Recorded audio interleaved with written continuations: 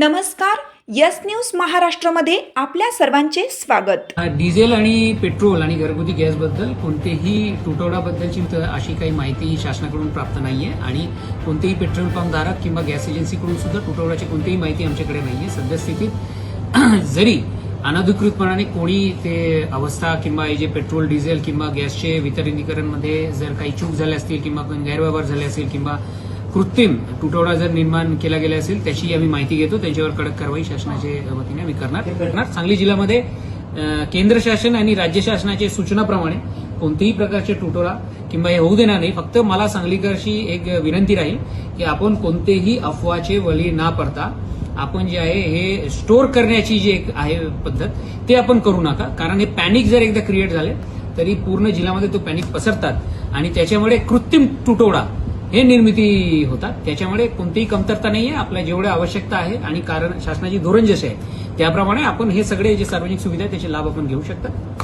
आमची साथ आमची यस न्यूज महाराष्ट्र चॅनलला लाईक करा व सबस्क्राईब करायला विसरू नका।